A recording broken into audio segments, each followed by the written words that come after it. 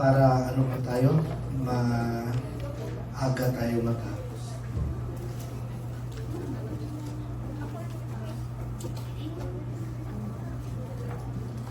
Okay, so we will discuss the Labor Code of the Philippines. This is PD 442 as amended. So this law has been amended several times by circulars and orders and other issuances, no? But essentially the theories remain the same. So if we look at the table of specifications, again, this is 2% of the board exam, and these are the matters that I will discuss today: basic pay, overtime pay, premium pay, night shift differential, holiday pay, 30th month leave, service intended leave, and also maternity leave in relation to the SSS law, as well as the paternity leave and the parental leave for solo parent. So I'll start. No? So before anything else, when you talked about labor laws, this law applies only to employees in a private sector. If you are a government employee, you are not covered by the Labor Code of the Philippines.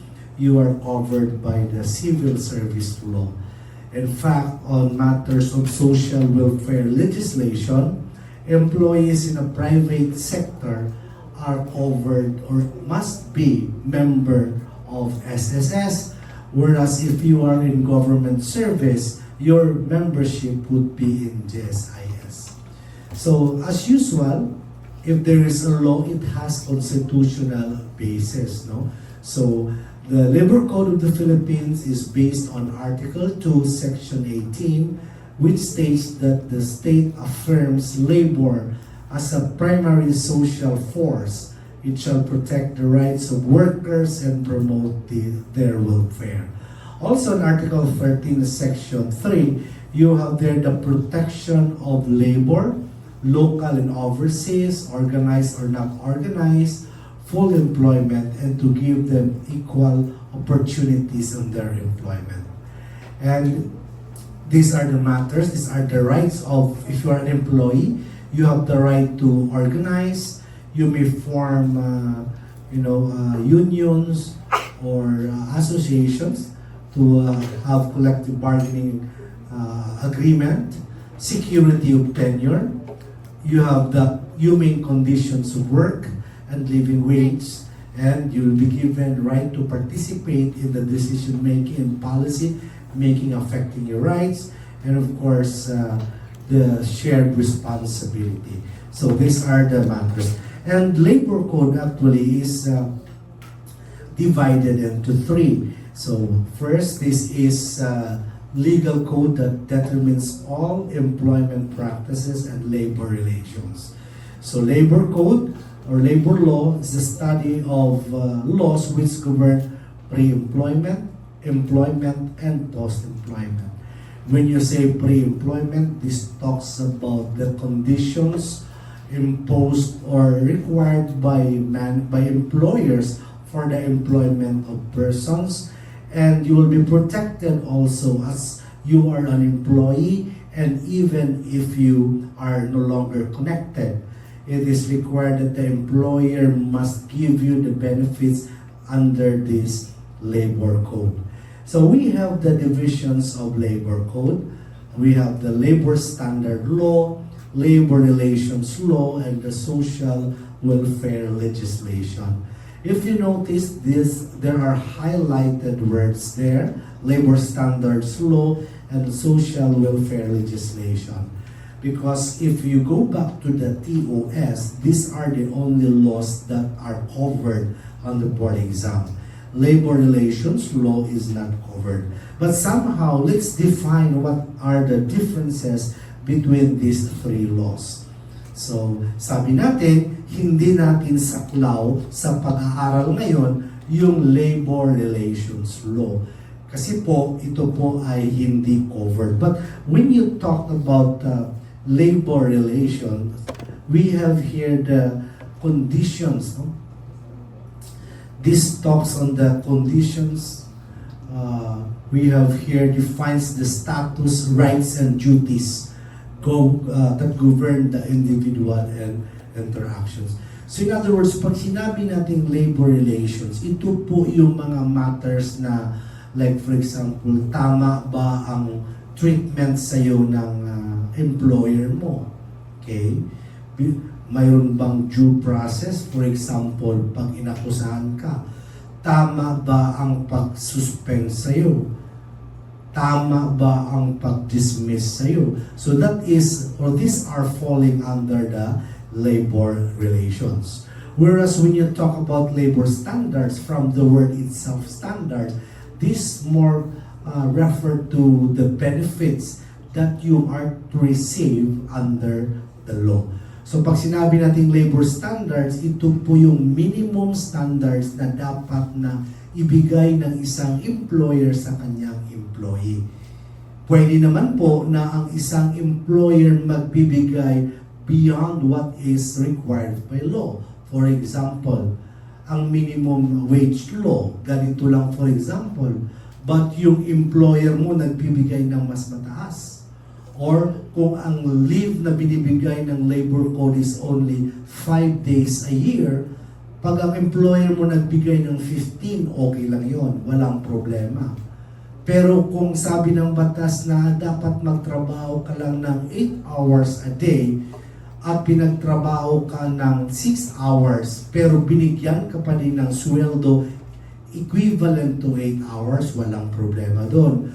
Pero pag ni-require ka magtrabaho beyond 8 hours, then bawal po yun unless bibigyan ka ng overtime pay or premium pay pag holiday and mayroong agreement between you and employer.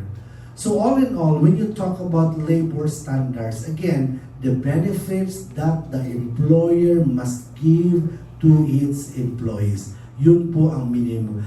Na hindi po pwedeng bumaba doon, pwedeng sumobra. And finally, when you talk about social welfare legislation, ito po yung batas na the government sees that ang working class later on, wala na silang magiging source of income. Or mismo ikaw nagtatrabaho, what if something happened to you during your employment? Either sickness, sakit, or injury, aksidente. Saan ka kukuha ng panggastos? That's why mayroon tayong tinatawag na social welfare legislation. And part of this is that if you are employed in a private sector, you are mandatorily required to be a member of SSS. Ma-discuss natin mamaya yung SSS. Ito po yung programa kung saan kinakaltasan ang sweldo mo at tinatapatan pa yan. More pa nga yung contribution ng isang employer at saka ito po yung dalawa, employees and employers share would form part as your SSS contribution. So yun, hulog-hulog mo yan until such time na mag-retire ka para may makuha ka. In the meantime na nagtatrabaho ka, pag may aksidente or mag-leave ka or whatever, then under that SSS law, mayroon kang mga benefits na makakuha because you are a member. Ngayon, as a rule, mandatory po yan kasi nakikita ng government na what would happen later on pag matanda na yung mga working class, saan sila kukuha ng kanilang pangtustos? No? Where will they get the money for their sustenance, living, lahat-lahat po. Doon po yung manggagaling sa kanilang retirement pay or sa kanilang pension. So again, tatlo po ang saklaw ng labor code or labor law, yung labor standards, labor relations, and social welfare relationship. Dito po, employment condition. Dito naman, benefits. Ito naman is benefits na makukuha ng isang employee kung the thing is in relation to his work. Okay. Now, so again, this law is based on the declaration of policies which is based in the Constitution, also affording protection to labor and promote full employment. Also, it will ensure equal opportunities. Wala na po tayong dati kasi may mga discrimination as to gender. Ngayon, makikita na natin lahat, driver, forklift operator, etc. Ginagawa na ng both genders. Also, we have here the right of workers to self-organization. So, minsan may tinatawag tayo union busting. Ayaw ng employer na mag-unionize or mag-sama-sama kayo. Kasi alam naman po natin yung maxim, ano ngayon? In union, there is strength. Diba? Sa pagsama-sama, may lakas. Ganon. So, ayaw nila nun. Okay, so, we have here, yan. Although, sinabi natin, kahit may karapatan ang mga employee, okay, may karapatan ka, lahat-lahat, mayroon naman tayong tinatawag na management prerogative. So, pag sinabi nating management prerogative, from the word prerogative, saklaw na po yan ng diskresyon ng management kung anong gagawin nila, kung anong palisiya nila, wala pong kinalaman dyan ang mga empleyado. For as long as the management prerogative or decision that they will make will not violate the existing agreement, collective bargaining agreement ba yan, or the existing benefits and privileges that the employees are receiving. So, pag sinabi nating management prerogative, pwede kang gumawa ng polisiya na i-apply mo. For example, mayroon akong kliyente dati, Singa, because Singaporean sila. Sa Makati kasi, kadalasan, ang trabaho is only 5 days. That is from Monday until Saturday. Although sa labor code, sinasabi na ang working days would be 6 days a week. From Monday until the next, or pwede kahit anong araw magsimula, hindi naman sinasabi that the start of the working week would be Monday. Sinasabi lang doon na 6. So yung Singapore, 5 lang talaga yung kanilang araw ng pagtatrabaho. Ganun din po mostly sa mga urban areas kasi pag Sabado po, wala namang transaksyon. Nag-ooperate sila, on ang kurente, on ang aircon, maraming tao, kunti o wala yung mga transaksyon. So, malulugi sila. So, rather than requiring employees to come on Saturday, it has been the company's practice for a long time na hanggang 5 lang po, Monday until Saturday.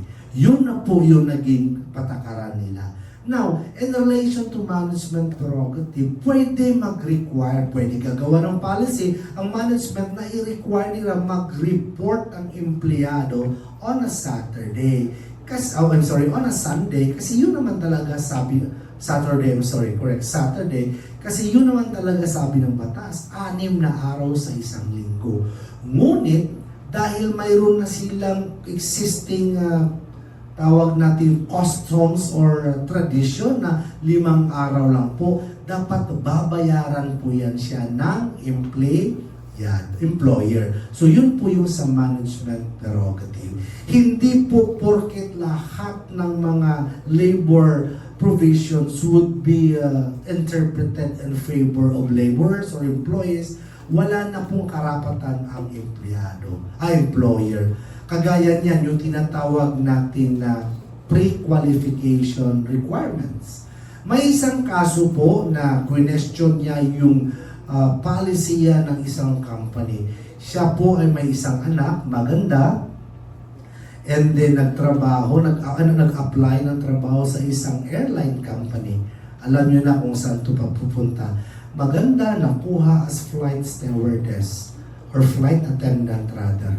Ngayon, ang nangyari, on the last requirement, hindi siya ma-qualify pa sa exam because of height requirement.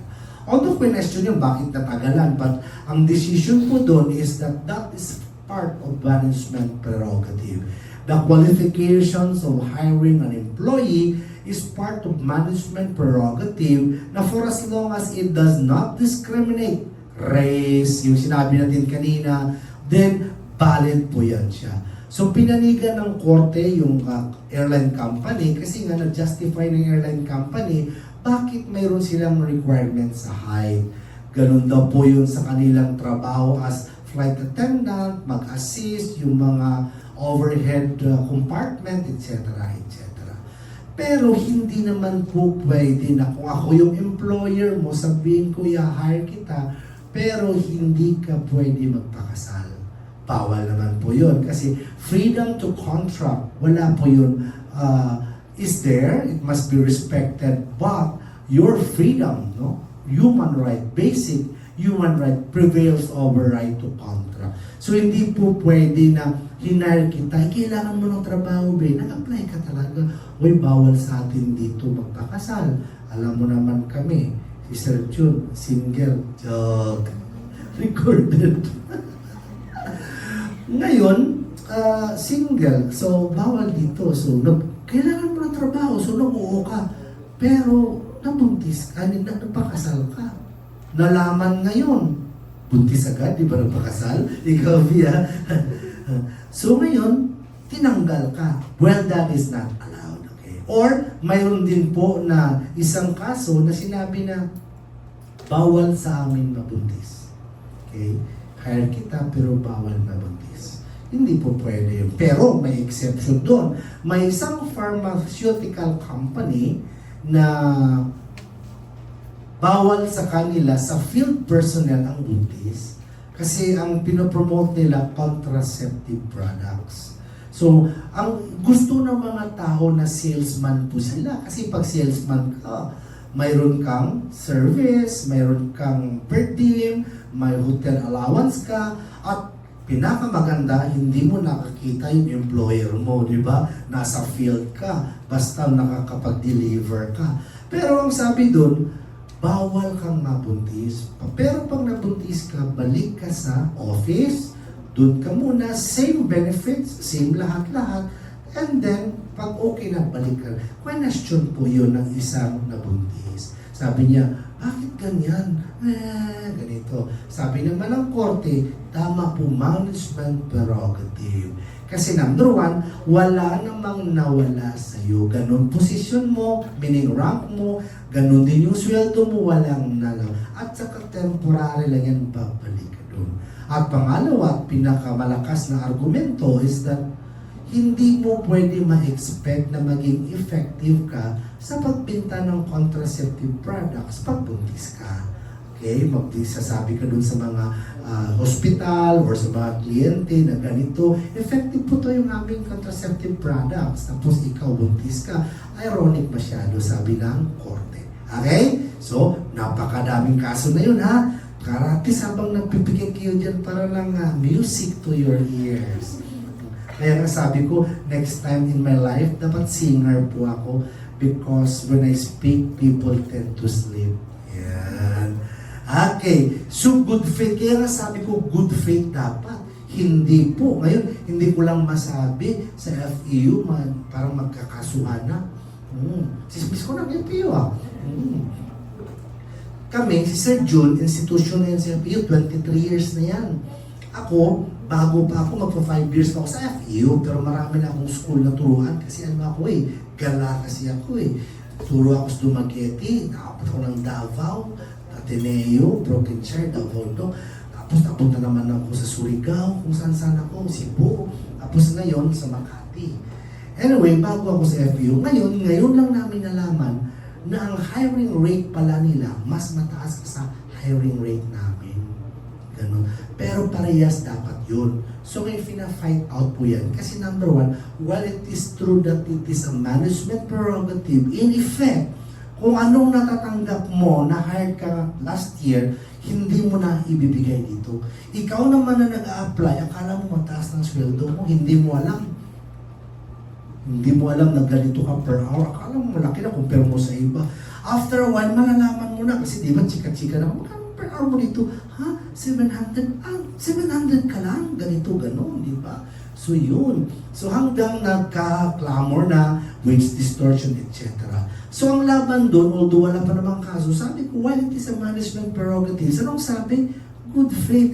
Bakit mo binago yan at hindi mo binaga? Something like that. Okay? So all in all, employees has no or have no participation on management prerogative.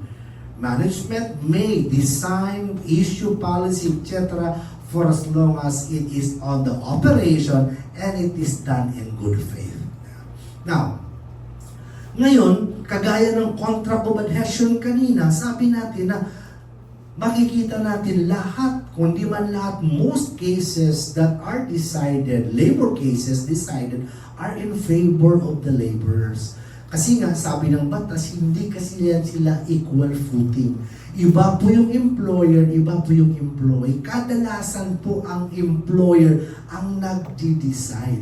So, sabi ng batas, kung walang issue as to the application and interpretation of the provisions of the labor code and even employment contracts, it must be strictly construed, interpreted, and applied based on the wordings used in that particular law, contracts, or whatever agreement. However, if there is an issue, meaning to say ambiguous, it could be interpreted in two or more interpretation. The interpretation that is more favorable to the labor will be done. Ganon po yun. Yan. Okay? Now, ngayon, sabi natin, while all issues, sabi natin, sinasabi ng batas na lahat ng mga labor laws, etc., would be interpreted in favor of laborers. Anong ibig sabihin? No? Lahat na lang ba ng mga desisyon sa kaso pabor sa mga laborer or employee? Hindi naman. Hindi naman. Mayroon naman tayong tinatawag na management prerogative. And in other words, social justice and the protection of the working class are not tickets of employees na sasabihin nila na lahat ng desisyon is talagang in favor sa kanila. Si Irene, kilala niyo? Hindi. Si Irene, Kinausap mo lang sarili ko. nagtatrabaho po yan sa NLEX. Nito lang. Tapos tumawag siya sa akin. Sabi niya, attorney, pwede kitang makausap. Astig pa yun. Kasi nga, yung ano pa, hindi mo sinasagot, so mayroong voice message, di ba? Maili kayo yan. Well, haba naman ito. Nagkukwento na ng talang buhay niya. Okay? Floating na siya ngayon. You know what's floating? Hindi ka, reserve ka lang, kung may bakante, tatawagin ka, pero dati as in nandun siya. What happened was that nag-AWOL siya or nag-AWOL. Anong AWOL? Absence without leave. Ngayon, kini-question niya pa na bakit floating ako, attorney, kasi ganito. Iko, bakit? 3 months siya hindi pumasok. Sabi ko, buti nga, floating ka pa lang ako yun. Wala na abandonment of work ngayon. Okay? So my point is, hindi lahat po ng mga desisyon pabor sa employee kung naman talaga bawal. Awayin mo ba yung employer mo sa harap? Kahit mali yung employer mo, hindi mo siya ipapahiya sa harap ng mga employees. Ma'am Christine, nandyan mali, tapos ipapahiya mo yan sa kaharap niya lahat. Kahit tama po, again, sabi natin, may mali, hindi mo dapat ma-correct by committing another mistake. And dapat may process po tayo. Okay? Maliwanag na po tayo dyan. Marami pa tayo. Doctrine of compassionate justice. Ano ba yung justice? Ano ba yung simbolo ng justice? Okay? Diba? Weighing scale, diba po? Weighing scale po yun, tapos balance po yan. Magtitilt lang yan pataas pag mataas ang ebidensya mo, di ba? So, ang ebidensya mo mataas. Ano yung klase? Tatlong evidence? Okay. Substantial evidence, preponderance of evidence, proof beyond reasonable doubt. Substantive, administrative. Preponderance, civil cases. Criminal, proof beyond reasonable doubt. So yun po yung sabi natin. So ngayon, ang scale, depende po yan. Magtitilt po yan kung malaki yung ebidensya mo. But at any rate, whoever violates and get punished, mayroon siyang sword. Diba? Ang babae may sword doon na this symbolizes penalty. Because pag ang batas wala, ngipin, delikado. Dati, estudyante pa ako sa Siliman, pumupunta kami dito sa Cebu. And then, could you imagine, maraming jaywalking. And maganda yung policy. Wala na ngayon yan, hindi ko na nakikita. There was a policy before here in Cebu na every major street ng tawiran, pedestrian lane, mayroong parang tawag nito, yung sa 10-wheeler, anong tawag doon? Yung sinasakay, yung parang container. Container siya na ginawa nila na parang temporary na kulungan. So everybody na mas mahuli, pinapunta doon. Tinatawag doon. So ano yan siya, mga 30 minutes ka doon, 1 hour ka doon. Yun yung penalty. Hindi na pagkatapos, ordinance nila yun. Tapos alis ka na, maganda, di ba? Matututo lahat, di ba? O bro, nandiyan ka wala bro, late ka na bro. Ganun, doon sa loob, di ba? So yun po yung mga mga penalty dati. So yun yung sinasabi natin na compassionate justice. Kasi ang labor law may mga what's compassion? 'Di ba? Parang sa Bisayang compassion, parang extra consideration mo. Sa batas, even though you are the reason for your termination, bibigyan ka pa ng financial assistance. 20 to 50, last year I checked 30,000. Kaya nga sa batas, ang simbolo ng compassionate justice, sino ba naghahawak ng scale? Babae. Kasi sabi ng batas, babae daw is compassionate. Labang ang babae daw mahabagin yun. Parang unlike sa lalaki, pag sinabi ng lalaki na ganito firm yan. Kaya nga sa batas, pag 70 above ka na, pwede ka na kahit kulong ka, pwede ka for humanitarian reasons, palayain ka in relay. Diba? Mga ganun mga bagay. There was a case. Ang kaso nito, siya, public school teacher, elementary, and then mayroon siyang estudyante. Estudyante niya, 17 years old. Late siya nagpasok. And then, of course, nagkikita sila araw-araw, ma'am, ganito, and then tutor, hanggang nahulog yung kanilang loob sa isa't isa. 6 times 6, ganon. I love you, ganon. Grabe naman, antok pa kayo, di ba? Dami pa. Kaya labor tayo, insurance, Anyway, bukas yan para at least maisip mo pa ang pinagalitan kagabi, insurance, ganon. Anyway, so yun, tinanggal siya ng public school. Sabi niya, oh wait, there is immorality. By the way, there is a difference between immoral and illegal. Okay, you know that? But all illegal acts are immoral acts. Why? Because laws basically are based on morality. However, not all illegal are immoral. Scatter. Ano yung scatter? Ayun din ako. Scatter. Nalaman ko lang yun. Oy, Gungon. Saan mama mo? Bahay, anong ginagawa? Nag-scatter. Scatter? Alam ko, nagtatapon. Anyway, laro pa. That's immoral. Gambling is immoral, but there are gambling which are regulated and therefore legal.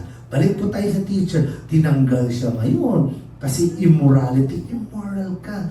But they did not give due process to her. Alam mo yung due process? Sinasabi mo palagi kay papa mo, wala ang kwenta, hindi mo ako bigyan ng due process. Due process is notice and hearing. Ibig sabihin, i-notify ka, anak, ito yung kasalanan mo, nagalit ako, ganito. Bakit? Yan. Justice, a due process, notice and given the opportunity to be heard. Ganon, so tinanggal siya. Pagtanggal sa kanya, nag-apila siya, but na-consider siya. Sabi ng korte, mali po ang proseso. Mali po ang proseso. At hindi napatunayan ng paaralan na ginamit niya yung kanyang posisyon, okay, doon sa kanyang relasyon. Okay, ganun po yan. So yun po ang lesson. And alam mo, may pang TikTok na ano doon, may pang TikTok na decision ng korte. Sabi niya na love has reasons which reasons do not even know. Tingnan, sa kaso yan, i-type nyo yan, lalabas yung kaso ngayon ng public school teacher na love has reasons which reasons do not even know. Oh, TikTok, oh, di ba? Ganon. So, balik po tayo. That's why compassionate justice. Hindi lang hard and fast rule na talagang ganito po yun siya. Okay? Now, ngayon, mayroon tayong equal protection na violate pa. Sabi hindi kasi nga employees and employer are not on the same footing. Iba po yun. Lamang talaga ang employer. Okay. Now, ito tayo. So, before you could avail of the rights before you could avail of the benefits and privileges under the labor code, you must be as a rule an employee. Hindi ka dapat Pacquiao basis or what. Anong pinagkakaiba? For example, pinagawa kita ng aking fence, bakuran. Okay? Ngayon, na-aksidente ka doon habang nagwe-welding ka or natusok mo yung kamay mo ng pako. Pero hindi kita employee kasi Pacquiao. Big sabihin, magkano yung singil mo for this particular? Hindi kita employee and therefore wala po akong obligasyon sa iyo na magbibigay ng kung ano man ang sinasabi ng batas na mga privileges mo. Yun yung sinabi. That's why we have this slide on the employer-employee relationship. Now, when can we say that a person is an employee? Sabi natin, dapat ang employer mayroong selection and engagement of employee. USJR, for example, si Manong Guard, empleyado ba ng USJR? Hindi. Kasi hindi nag-select, hindi nag-engage ang USJR sa kanya. But instead, USJR entered into a contract of services with the employment or the security agency. And then, magkano ba yung security guard mo? 10,000. Padala ka ng 20 dito, i-assign namin. That is the case here. So, guards, kung ano mangyari sa kanila, wala yan silang, hindi nila mahingan mag-demand ng benefits sa employer. Payment of wages, sino ba nagbabayad ng sweldo ng guard? Hindi po ang USJR, but USJR simply give the fee, the agreed fee on the contract of services. So ang guard, siya po, kung tumapos na siya ng 6 months and more than 6 months, regular siya dun sa employment agency niya or sa security agency, but hindi po sa USJR. Power of dismissal, hindi po, wala po yan. May isang guard. Bawal to, pero sige na lang. Para sa inyo, I'll take it as a risk. Okay. May isang school na mayroon silang all-gender restroom. May all-gender ba dito? Oh, arty lang. All-gender. So, nandun. Lahat pa. Pwede lalaki, pwede babae, pwede whatever, LGBTQI, pwede doon. And then, eventually, mayroong nahuli, may sumigaw na babae. Ganun. And then, it turned out na sa kabilang cubicle pala, may nagre-record, pinasok yung cellphone sa butal, ganun. And then, napansin ng bahay na gumalaw, sumigaw, and then, ganun dapat gagawin, sigaw, huwag kang magano na kasi sa sigaw, dun ma-stop ang sigaw. And then, yun ang nangyari. Nalaman ganito, kinuha ang cellphone ng mga recordings. Ngayon, hindi siya empleyado ng school. So therefore, walang karapatan ng school na itanggal siya. But instead, ang ginawa ng school, nireport doon sa agency at pinalitan siya agad. And then, ang disciplinary action is with the agency. Pero ang agency may secondary liability on the damages in case that student or the parent or parents of that student decide to file a case. Ganun po yun. Okay? So, walang power. And employer's power to control. Ito yung pinaka-importante control test. Sa control test kasi employer, ikaw po yung nagde-decide. Kaya minsan, magtaka kapag, oy, mali po yan, ganitong paggawa mo dyan, ganito. That is the manner how the work to be done. Kung Pacquiao yan, wala, bahala ka lang doon, basta matapos lang. Again, these are the tests of whether or not you are an employee or not in a certain entity or work. Now, types of employees, regular. Pag regular employee ka, mayroon kang security of tenure. Security of tenure, hindi ka basta-basta mapaalis, not unless there is an authorized or just causes. No? Authorized causes, yung example nun, redundancy, palugi ng company, and then papatawag ka, bibigyan ka ng separation, paalisin ka. Ang just causes naman, ikaw talaga yung may rason, no? Mayroon kang mga hindi ka nais-nais na ginawa. Isa doon, hindi niya na makayanan, tinapunan pa niya ng stapler yung kanyang boss. Hindi mo pwede yun, ganon. So, all of those things. So, ngayon, ang sabi po dito, you are a regular employee. As a rule, if you have spent at least 6 months and 1 day. Because, balik po tayo, tatalon po tayo sa probationary employee. You are a probationary employee for how many months?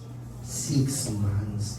6 months ka talaga probationary. But if you are a probationary employee, from the start, sasabihin na yan ng employer mo, ito po yung ina-expect namin sa iyo, ma'am, ganito, ganito. So that you will have also the idea later on how you are evaluated. Kasi hindi po pwede. But all in all, nasa kanila talaga yan. Si Jason was a friend, and then ako kasi dati HR sa aming law office. So wala siyang trabaho, sabi ko, pinarang ko siya, sabi ko, apply ka dito. Apply naman siya. Saan yan? Sa Makati. Sa Makati.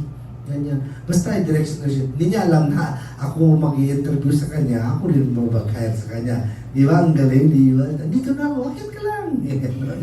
Prank talaga. But anyway, of course, hired na siya. Okay. Probationary for 6 months.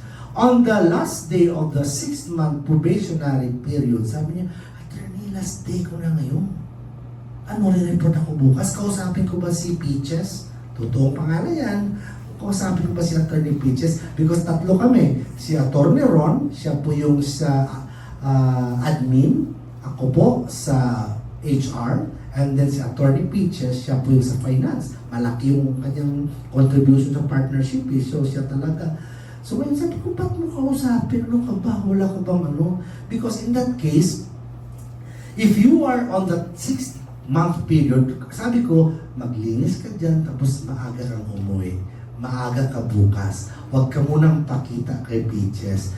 Alas 10, bababa ka na kasi may 3rd floor sa second floor. Saka ka na pakita. Because under the rule, if the employer allows you to work on a day following the 6-month probationary period, you are deemed regular. Kasi sabi ko, pag nilapitan mo yan, baka sabihin, ay, oo nga, Jason, no, we cannot continue your employment. Wala kang magawa. So yun, sinunod niya yung advice ko, alas 5 pa lang. Umalis pa 5:30, umalis na siya. Pagka next day, mga 7:30, nandun na siya. Ganon na sa akin. Maya-maya, nandun na siya. Kasi kadalasan, sinusundo niya si Peaches. Probationary ka di ba? Kung sabihin na natin kung sino yung mga pinakasipsip na empleyado niya, probationary. Kasi nga parang ma-regular. No, sabi. So, every time dumating si Peaches, nandun na yan siya. Nakita. Parang dito, kita mo sa, kuha ka na ng, yung aqua flask, di ba? Tapos lang, bibigyan siya. Ganyan, coffee yan. So, during that time, wala. Kasi baka malaman. Pag mga alas 10, wala na, tinawag na siya. Jason! Gano'n si Mami. Attorney Toto, where's Jason? Sabi ko, tawag na ako, Jason, baba ka na, regular ka na. Pagbaba niya, okay, ganun. Tapos pumunta na ako after a while. Ay ma'am, Ano na pala, I'll be preparing employment contract, regular na si Jason ngayon. Talaga ba, kailan? Today. Okay, hirit na. Kasi kung puntahan mo yan, ma-remind pa siya, oo nga, talaga to, hindi na natin to pwedeng yun. So, that is on contractual employees, hindi ka talaga to ma-regular because this is based on contract. Based on contract. Although, mayroon tayong 555. Sabi ni Duterte, tanggalin ko yan yung 555. Ano yung 555? Ang 555, scheme to ng mga employer because they know na pag 6 month ka na, regular ka na. So, ginawa nila, employ ka 5 months lang. Tapos, pagkatapos nun, papahingayin ka muna. I-employ ka naman ulit 555. So, bawal po yun kasi under sa batas, despite the broken service, it should be the duration of your employment should be computed based on the number of months you've worked, regardless whether it is continuous or broken. Pwede po yun. But anyway, ganun po pag contractual employee ka, hindi ka na-regular. Project employee, all the more. For example, may proyekto po dito, condominium, and then hinar ka doon lahat-lahat only for a certain project. If the certain project, wala na po yun. Mga example nito, yung joint venture ng USAID at ng USGR, for example. So, mayroon silang proyekto, pagagawa, i-hire ka on that particular project. So, in that case, you will never be reg. Seasonal employee, diba? Season. So, usually, ito yung seasonal employees during that time na nasa farm, especially sa Negros, sa Bacolod, Damobla, Tubo, mga tubo bla. So kung magtatanong sila tubo, i-hire sila, tapos wala na dayon. Tapos balik na lang pag-harvest na. Okay. So in that case, the concept of seasonal employee comes in because they are required to work or hired for work during the planting, but all between wala na po, and then they'll go back again during the harvest. Okay? So yun po yung mga employees. Now, so pag sinabi natin regular, casual, employee engaged to perform which are usually necessary or desirable in the usual conduct of business or trade of the employer. If it is not, then ang sabi natin, unemployment shall be deemed casual, it is not covered. So in other words, kung ang trabaho mo paulit-ulit ka hina-hire, tapos tailor, sastre, okay, merong kaso kasi doon sastre. Pinahinto na naman siya, kinuha na naman siya sastre. Tapos, kinukuha lang siya every June. For example, meron akong tailoring shop. And then, meron akong kontrata sa USJR na akong gagawa ng jogging pants nyo, lahat-lahat. So, kailangan po yun. So, hina-hire ko siya. Hire ko lang siya ng May hanggang June, ganon. Sunod na naman, semester naman, October hanggang November, ganon. So, question niya, ano to? Anong klaseng employment to? Ano to? Saan ako? Casual ka pa din. Sabi ng batas, pag napatunayan mo na indispensable ang trabaho, or related rather, dun sa employment mo, at sumubra ka na sa ilan nga? 6 months, tsineng, you will be a regular employee. Now, pag regular employee kasi ka, mayroon ka ng mga benefits. Lahat-lahat ng benefits under the labor. Probationary, nasabi na natin not to exceed 6 months. Na-discuss ko na yan, bro. Kung makita nyo, just cause fails to qualify. So, yun po si Jason. Security of tenure, if you are a regular employee, you cannot be removed. Sometimes kasi you will be removed at the pleasure of the appointing authority. Pag sinabi, ayaw ko na sa iyo, get out of here. Oh, ganon naman ang punto. Antok na, pula-pula na yung mata. Saan kayo kagabi? Exhibit 1, where were you last night? Ganon. Parang sa korte lang, no? Okay? So, just cause authorized by law. An employee who is unjustly dismissed from work is entitled to reinstatement without loss of seniority rights and other privileges. Ano po ito? Empleyado ka, Marlene. Empleyado si Marlene, tinanggal. Siya yung nagfo-photocopy sa office. Si Marlene. Gusto mo pang apelido? Tanda ko pa, Tuario. Totoo yan. So ngayon, tinanggal siya. Bakit? Tanggal. File siya sa labor. Ang kalaban niya, hindi rin basta-basta. Mag-pride din, nilaban talaga. So, mag-file ka kasi muna doon sa NCMB. Punta ka muna sa DOLE. DOLE is under NLRC also. DOLE ka muna, settlement. Oh, hindi na talaga. Ano ba hinahanap mo? Ganito. Ayaw ko. Ganon. Kita natin, papunta ka na ngayon sa NLRC.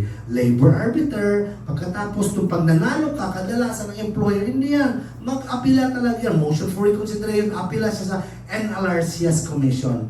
Pag natalo pa yan siya, hindi pa yan pupunta pa yan sa Court of Appeals. Pag natalo, Supreme Court. And then pag natalo, wala na. Could you imagine the number of years? Doon pa lang sa labor, pagtanggal mo 2 years, lahat-lahat. O mga 10 years po yung lahat. Nanalo ka na Marlene. Kay Bunye, si Marlene, nanalo siya after 10 years. Regular ka. Ibalik si Marlene. Di ba? Pero usually, ang reinstatement na yan, in my practice, wag mo na itong tanggapin. Because you have the option to be reinstated or magpabayad ka. Could you imagine, away kayo ng 10 taon, tapos babalik ka doon? Saan ka niya i-assign? Diba?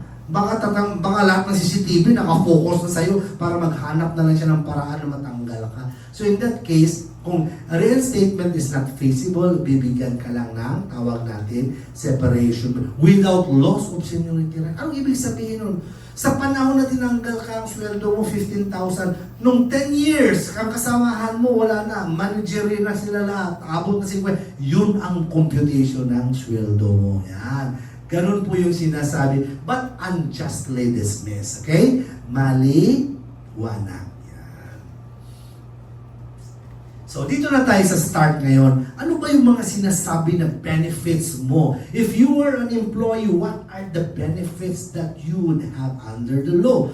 Una po is normal hours of work.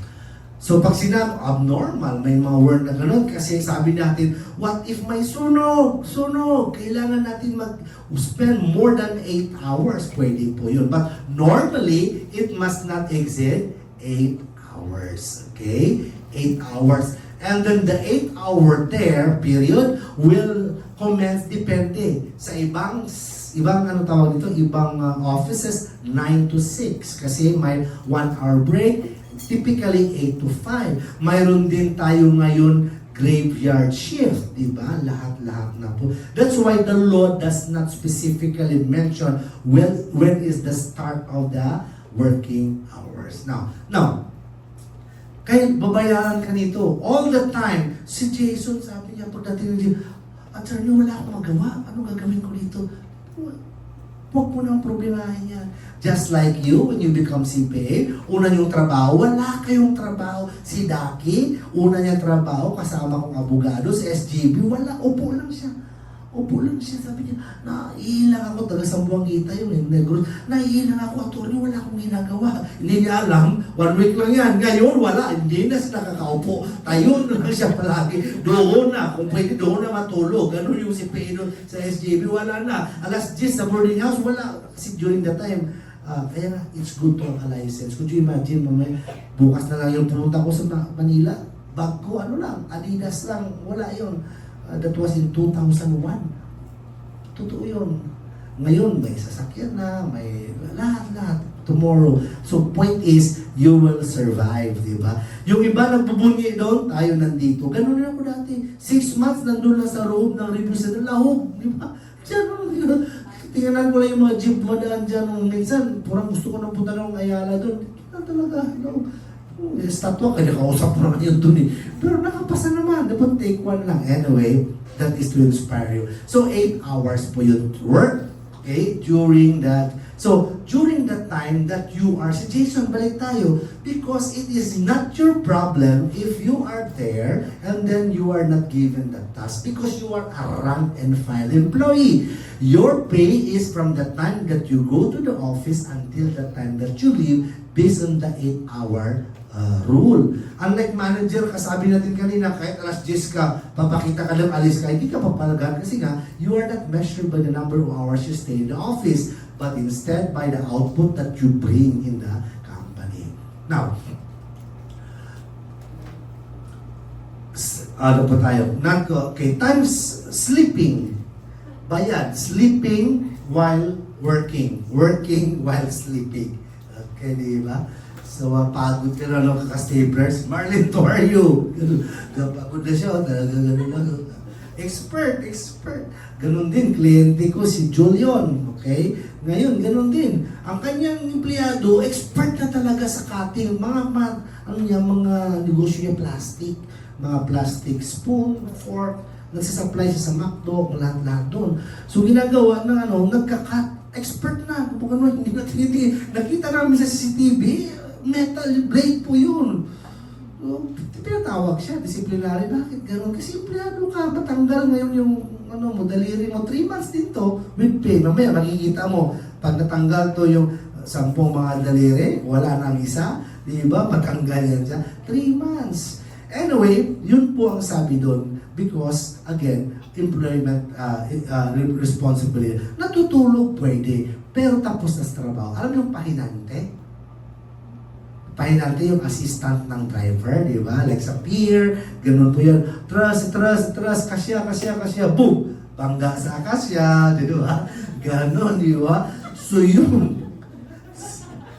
Sabi niya, kasya. Sinabi pala ng penalty, maya kasya. Kasya. Bangga. Ano to? Anyway, so, ang layo na natin, patay ako sa evaluation nito. Okay, ato kaya kayo, mata nyo, pinipilit nyo na, nahiya na kayo sa akin. Recorded yan, Ma'am Christine. Okay, so pahinanti, pwede yan sila matulog. Hindi po pwede na sabihin ng guard, oy, tulog yan sa alas 9 hanggang papunta kami ng Toledo. Hindi, wala naman siyang trabaho. Wala ka naman magigising siya, di ba? So again, pag security guard ka, iba naman dating ng security guard, no, di ba? Pero mga security guard, sanayan sila. Alam nila kung paano sila matulog na hindi nalalaman, di ba? So that is all that case. Now, waiting time.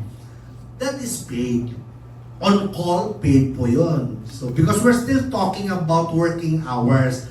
So, meeting, ang boss mo may meeting, si Clint may meeting, si Pets, driver, punta ng SGB, meeting alas 9, bababa alas 11, nandun lang si Pets, naglalaro lang, minsan nag-chess sa baba o nag-chismisan lang.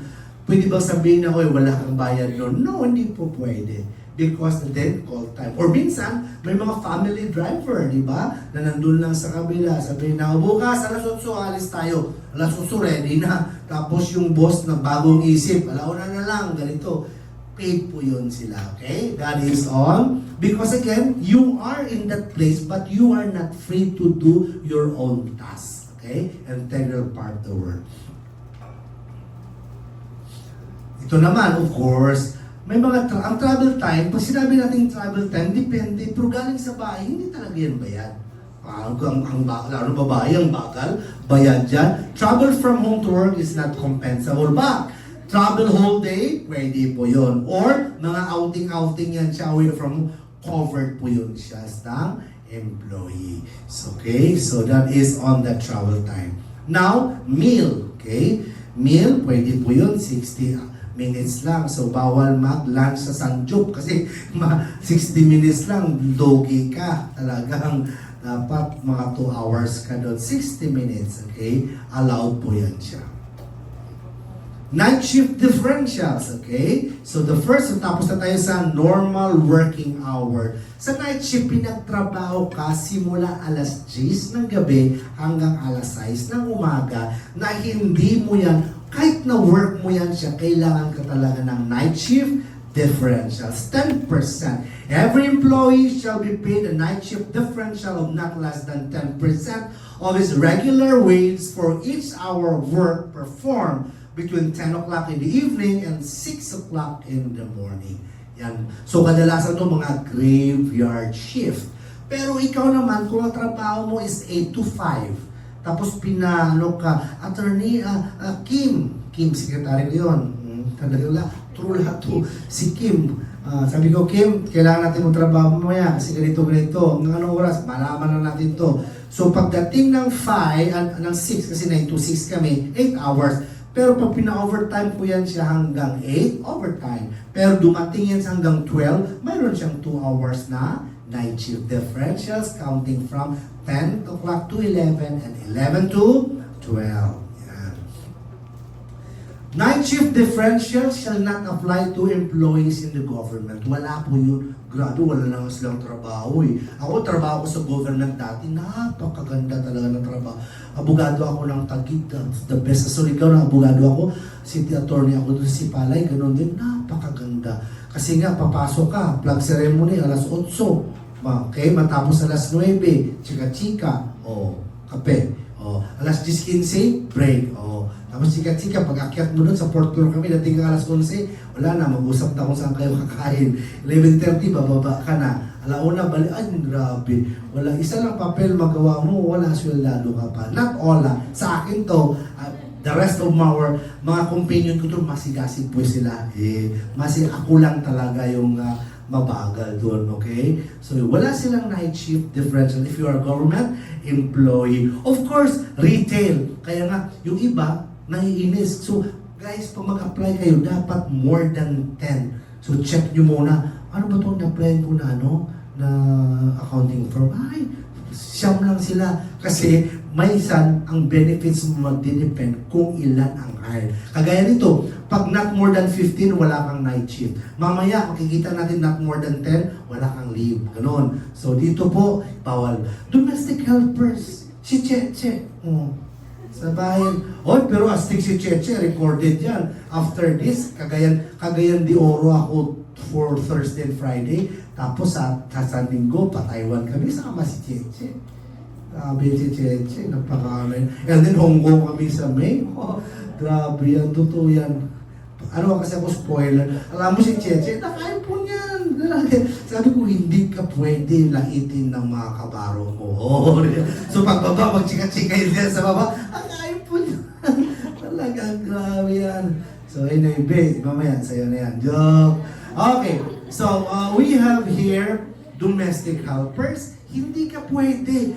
Bibilangin mo, kuya, alas 10, nagtimpla ako kopi ko, tapos alas 11, noodles, may 2 oras ka. That is not allowed sa night. Managerial employees, wala din po. Hindi nga sila pumapasok ng 8 hours, bibigyan mo pa. Lalo na yung field personnel, salesman, paano mo malaman that they are effectively doing business and related? Nandun pala sila sa sabungan, nandun sila, o kung saan beach sila, or whatnot. So, bawal po yun. So, as a rule, field personnel, so ito po yan sila. So, take note, baka tanungin po kayo. The following are entitled to differentials except, mga tanong.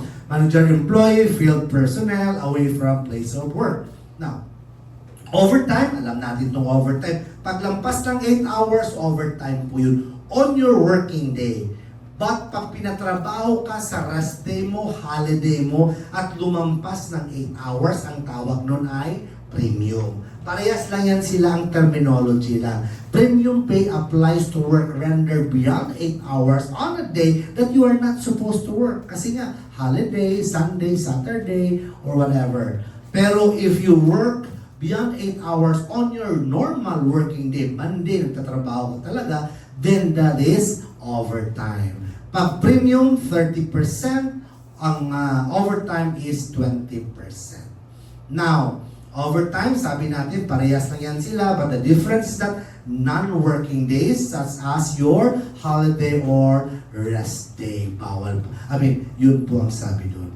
And we have rules on overtime. Dapat sa overtime, bro, magano ka talaga, magpaalam ka. Okay, magpaalam ka sa overtime. And then, sabi po dito, lahat po yan siya, special day. And overtime could not be, hindi po pwede ma-offset yan. By the way, ito muna tayo sa distinction. Ordinary day, 25%. Rest day, 30%. Includes also additional compensation. Special day, 30 days, 50. Regular, 30, 100. Kaya nga gusto ng mga ng mga empleyado regular holiday kagaya ng Holy Thursday ba? Monday, Thursday. Ano yan? Thursday? Good Friday, Monday, Thursday. O yan, tama ba? Tapos ang Wednesday, ano yan siya? As na lang, wala na. Ganun eh. Black Saturday, Easter Sunday. Ang dami-dami, no? Okay. Easter Sunday, Black Saturday, Good Friday, Holy Thursday, Monday, Wednesday. Oh! Thank you, Lord. Ayan. Plus points, plus points. Okay. So, okay, that is all the case. Right to weekly rest day. Yan.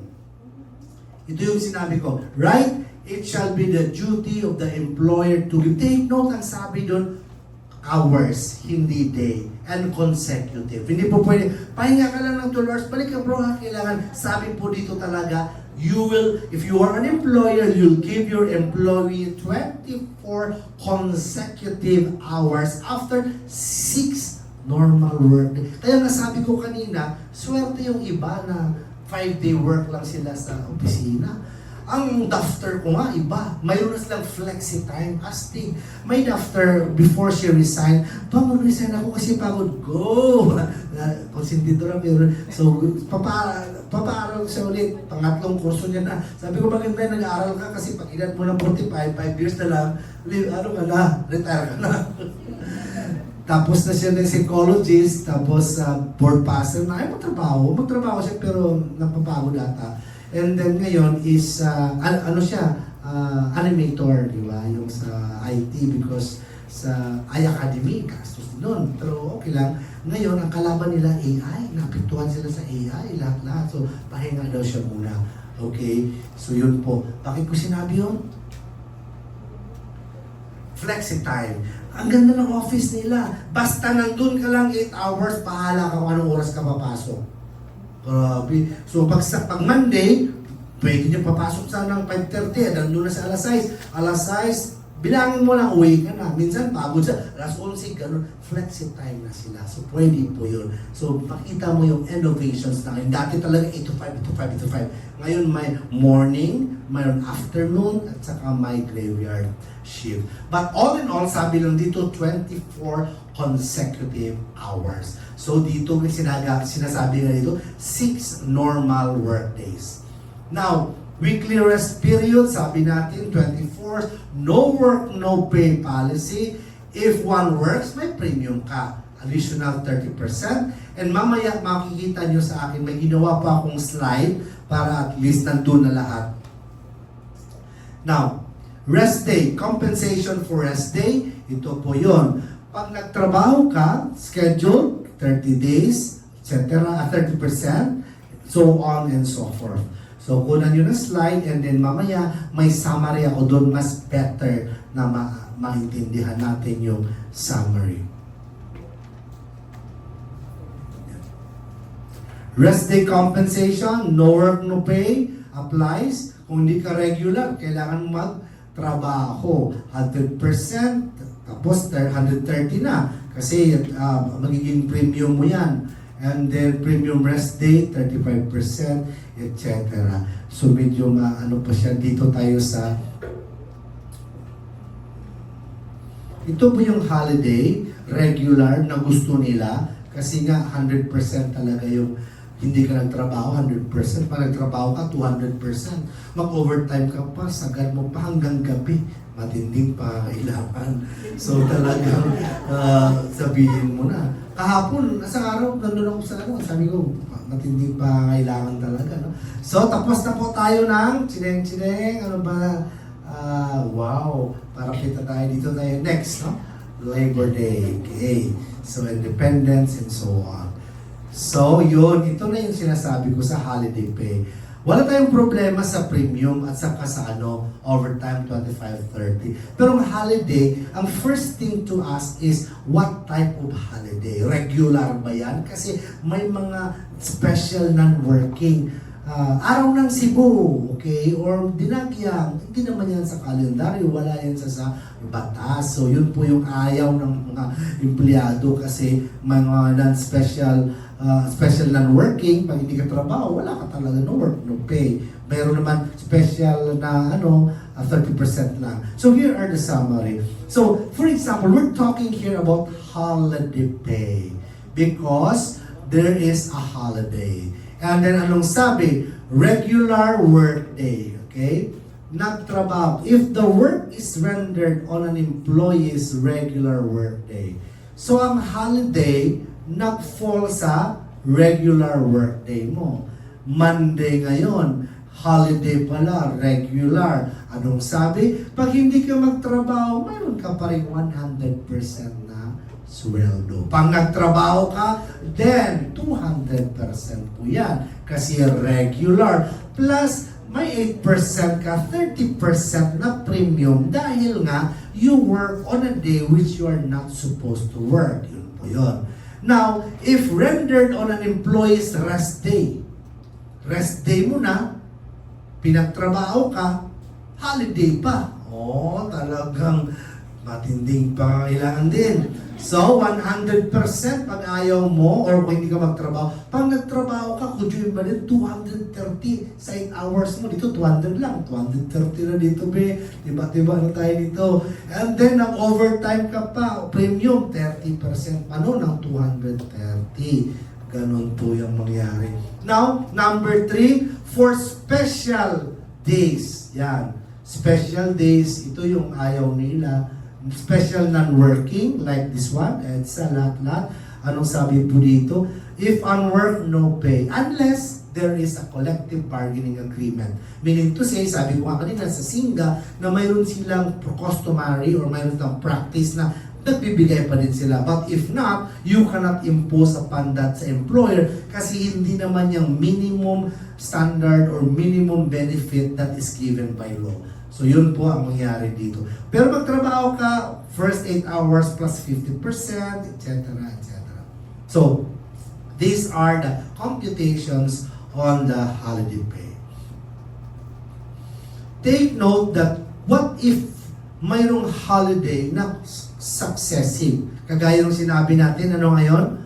Holy Thursday and Good Friday. Diba? Sabi ng batas, in order for you to get the benefit of these two holidays, you must work on the day prior to the first holiday. Or if not, you must be on an official leave of absence. Otherwise, pag awol ka, mag-absent ka, wala kang matanggap na benepisyo. Kaya ngayong iba, papasok sa Wednesday or ayaw naman, mag-leave na lang. Or ang minsan, kagaya kay Sir John, diba? Saan siya? Japan, okay? So, tinuloy niya na yan lahat. It's up to you. Basta, mayroon kang official leave of absence on the day prior to the first holiday, or if not, you really will work, okay? Ang iba naman, nag-work kasi alam naman nila na pag ganyan mo, dinideclare naman din ng presidente na half day, okay?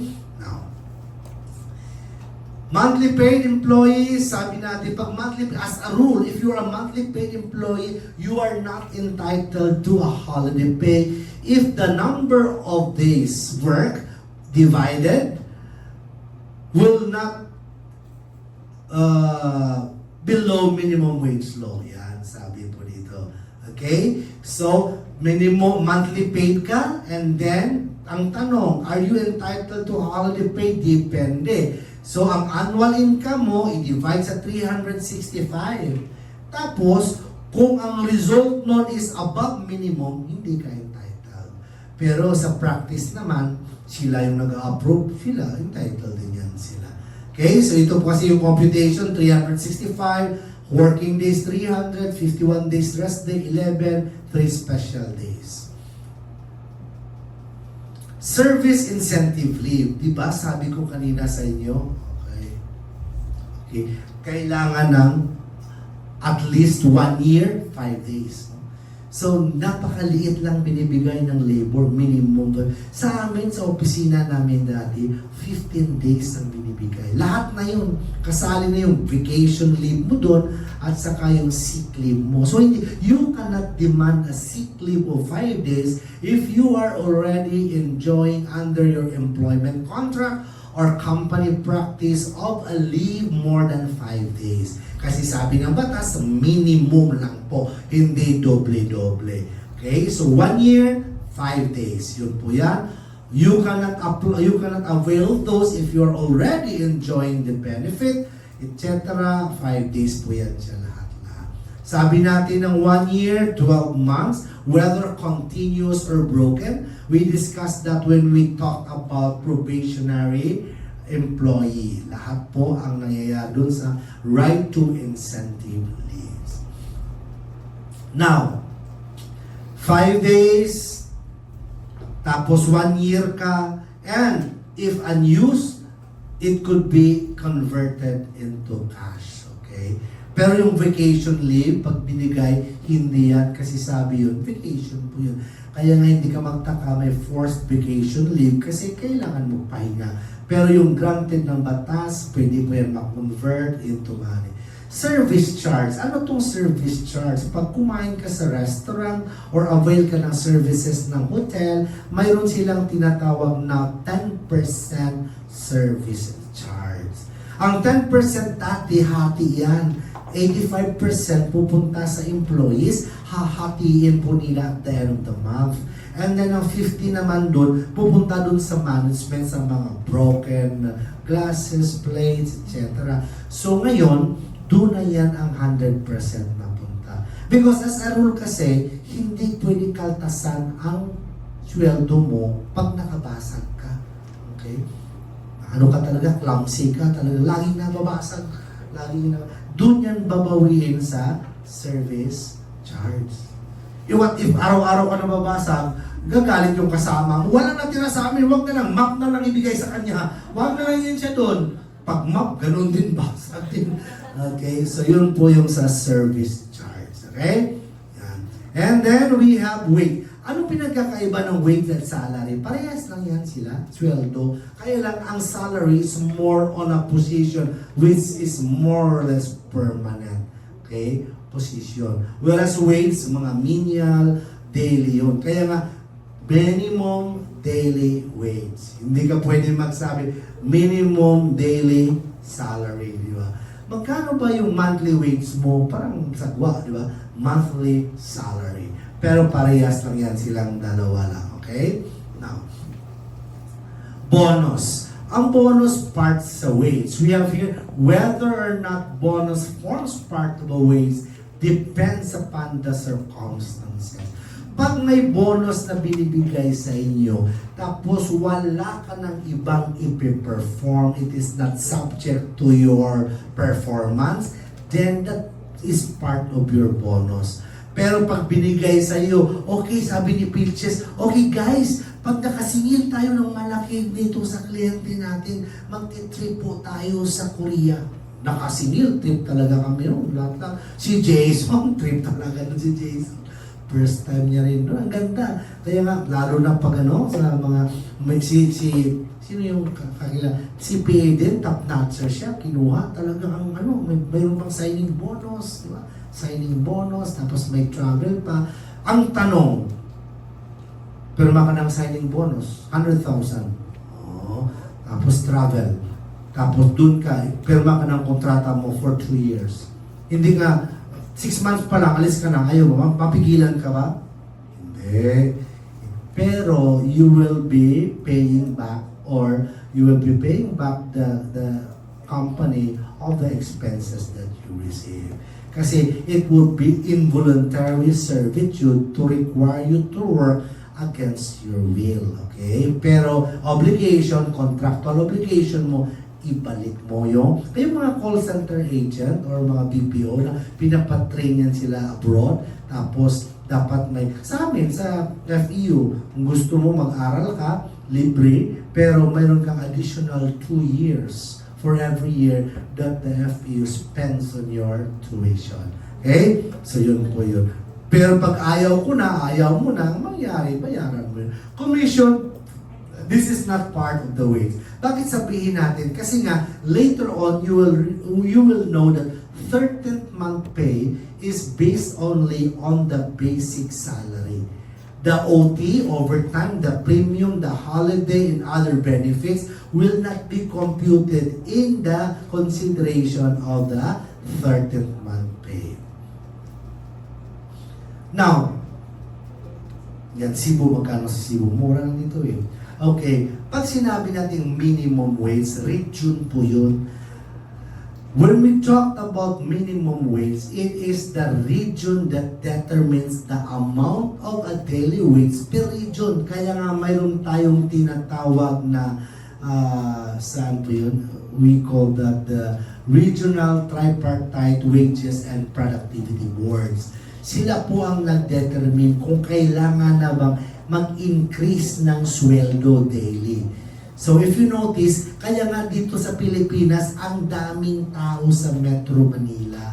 Kasi of all the regions, NCR, mas mataas po yun, 645 a day for non-agricultural. May increase kasi na binigay na 35. Mayroon pa yung COLA. Anong COLA? Cost of Living Allowance na 50. So kaya nga mga tao, napakarami sa Manila kasi mas malaki. In other countries, mas maganda kasi national ang sweldo. Kagaya sa gobyerno, standardized yan. Na-discuss nyo na ba yung tawag procurement, di ba? Pag magkaso ka sa kanila, standard yung sweldo nila because if you work in the government, your salary will grade, salary grade. Wherever you go, my brother-in-law, judge po yan siya, nasa Surigao, RTC judge, ang sweldo niya, pantay lang dun sa sweldo ng mga judges sa Makati. But look at the cost of living, ang mura lang dun, di ba? So, ganun dapat sa Pilipinas. Kaya lang, hindi pa kaya ng government because it would be unfair also sa mga taga Cebu na Cebu ka dito, employer ka, bigyan mo ng 645. Compare June 7, 404 lang, di ba? So, ang ginagawa ng government na urbanized, ang total, sino-shoulder nila through tax incentives, di ba? Ganon. Try nila yung dati, kaya lang, hindi wala work out, mababa daw yung magiging tax na makuha, revenue. Okay? Now, forms of payment, of course, pera talaga yun. Nung tatrabaho ka dahil sa pera, hindi ka bigyan ng promissory note, cheats, lahat. Nagtatrabaho ka sa casino, bibigyan ka ng chips na muna. Hindi po pwede. O nandun ka sa sabungan, o ito muna ticket mo. Hindi po pwede. It must be in money. Okay? Check, pwede rin yun. But again, that is not a substitute for money and it would be under agreement between the employer and the employee.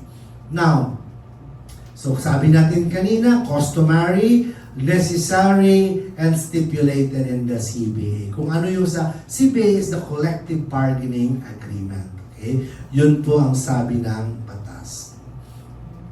Time of payment. Sa time of payment po, walang sinabi kung anong araw. Ang sinabi lang dyan na dapat twice a month with an interval of 16 days. Kaya nga mayroon tayong typical na 15:30, mayroon naman ngayon 10:25, mayroon din 5:20. Okay? So yun, basta ang sabi lang doon, interval must not exceed 16 days. Yan po yung sa, of course, may sinatawag tayo na force majeure. Alam naman natin sa obligation and contract, when there is force majeure, acts of God, or let's say fortuitous event, when it is independent upon the will of the parties, anong mangyari? Suspended po lahat, kahit sa EDBA. So therefore, ganun din po sa sweldo. You cannot demand if there are these matters attending the case. Place of payment as a rule, doon talaga sa opisina nyo. But ngayon, ATMs pwede na. Pwede na yon. Dati ang labor code matagal na to. I worked before sa Dumaguete din and then I was assigned sa Bais. And then mayroon doon mga sugarcane plantation na pag magsweldo yan, sinasakayan sila sa sasakyan, pupunta sa bahay sa land bank, mag-withdraw po yan sila. That should be the requirement under the law on the employers kung malayong-malayo ang ATM. And then, during that time, nag-travel sila from the plantation to the bank and going back to the plantation, that is considered as compensable working hours. Yan po yung payment of wage, lahat-lahat po yan. What else? Okay, now. Hindi ka pwede magbayad sa nightclub. No employee shall pay his employees in a bar, nightclub, drinking establishment, massage clinic. Bakit? Ano ba nangyayari dyan? Bakit ganyan? Temptation, di ba? Pag makainom kayo, di ba? O ako na lang. Pag makainom ako, 3, pumupogi ako. Kahit hindi. Lalo na sa bar, sabihin ng ano na, ay ano po sir, oo nga. Hindi lang umahaba ang hair, bigote lang yung umahaba. Okay, so the point is that it's not allowed, okay? Yan. What else? So, through banks, allowed na po yan ngayon. Sabi natin kanina, dati, could you imagine, ang layo ng ATM, di ba? Ngayon, wala na. Gusto mo wala kang savings, video ka. Joke lang to ha, kasi lahat ng kanto meron. Lahat ng SM mayroon. Lahat ng floor sa SM may video. Pwede kang mag-withdraw ng Sabado. Kung wala, over the counter, lahat araw-araw, di ba? So, yun. So, depende po yan siya. Okay. Now, direct payment of wages, dapat pag sinabi natin direct payment, doon talaga sa'yo. You cannot, sino yung kliyente ko sa Surigao, na pumunta talaga yun siya asawa niya, you cannot, punta ka doon. Like for example, may asawa, may anak ako dito, anak na lang, may anak ako dito, tapos hindi sinusuportahan, hindi yan siya pwede pumunta doon sa opisina at maningil. Kagaya sa partnership, di ba? Hindi po pwede yung kahit partner ka. There must be, sa partnership, ano daw ba? There must be a order from the court, charging order. There must be a charging order for the court in order that my salary there could be given to her. So dito ganun din po, direct payment, wala pong dapat ibawas, doon talaga yan siya sa empleyado. Okay, direct payment sa kanya lang talaga. Kung i-allow niya, there must be an authorization to deduct. That's why in some employers, pag mag-loan ka, automatic mayroon ng authority to deduct from your salary.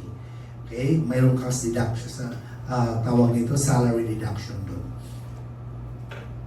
Non-interference, meaning to say, sa'yo yan, hindi mo pwede pakialaman ng employer mo yan. Si Peaches dati, pinakialaman niya yung sweldo namin eh. Sabi niya, mag-invest tayo ng ganito, invest tayo ng ganyan. Eh of course, invest naman kami. Tapos hindi naman alam, withdraw namin after 4 years, wala rin nangyari sa pera namin, ganun pa din. Well, of course, si Jason, hindi ba pala, probationary, di ba? Opo, ma'am. But nung na-regular na sa, withdraw niya na din, wala na magawa. Because again, there could be no interference on your disposal of wage. Sa'yo yan. Kagaya sa partnership, pag share mo na yan, can you assign your share? Yes, because again, what is not allowed is assigning of your property rights on the partnership property. Because in effect, you are allowing a third person to manage and interfere in affairs. But yung share mo na yan, natanggap mo na yan, kumbaga pizza, slice mo na yan, bahala ka kung anong gagawin mo. Wage deduction, hindi ka pwede magbawas ng ibang mga deduction kung walang authority coming from the employee concerned, except lang po ng mga mandatory deductions. Itong mandatory deduction, masakit ito masyado sa bulsa, lalo na on the last day. Kasi yung last day, kung 30 ang sweldo mo, second salary of the month, doon talaga yung mga deductions mo. Lahat papasok doon, kunti na lang. So, income tax, una talaga yun. Habang may buhay, may tax, di ba? Dalawa lang yan eh. Habang may buhay, may tax. Habang may buhay, may utang, di ba? So, yun. SSS payments, PhilHealth, lahat po yan sila. So, familiarize yourself. Ito naman lahat sa government, contribution sa pag-ibig. Okay? Lahat po yan sila. Now, 13th month is mandatory. Pag sinabi natin, there are only 12 months in a year. So, yun pinagtatrabahuan mo. Sabi ng batas, pag nakatrabaho ka ng at least 1 month in a year, entitled ka ng 13th month. Kung straight 12 months, then equivalent to 1 month of your highest salary in that particular employment. Pero pag hindi din prorata po yan, may computation po tayo. The number of months that you serve divided by 12 months, that would be your 13th month. Now, is 13th month taxable? Before we proceed with that, sabi natin kanina, sa 13th month, the computation of 13th month would only be based on your basic salary. Hindi po to kasali COLA, profit share. Malulugi naman po ang employee dito. Araw-araw ka ng overtime. Mayroon ka pang holiday pay. Lahat-lahat i-compute mo yun. Ang sweldo mo, let's say 30,000, 40,000, 30,000. Tapos yung mga benefits mo,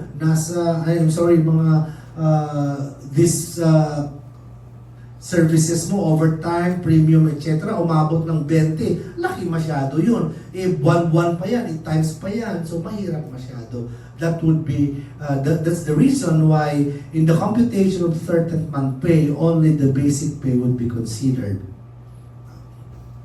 13th month pay, sabi natin, ito po yon. 13th month pay, may mga sa opisina namin dati, abot kami ng 15. 50. May mga iba dyan, astig. Could you imagine pag 15 ka lang? May alam nga ako noon na isa na 17 sila. Sabi ng yaman naman niyo, 17. Kasi could you imagine, 17 months ang bibigay nyo sa taon. Oh, anong mangyari dyan? Pag December, may 13th month ka na. Pero ang 13th month sa December, kadalasan kalahati na lang yun. Kasi binibigay yan siya sa May. Para, makikita natin mamaya dyan, binibigay yan siya sa May para that would be intended for the enrollment of the students. Kasi dati yung ating klase simula sa June, di ba? Parang ibabalik nata. So yun po yan, 13th month pay. May 14th month ka pa.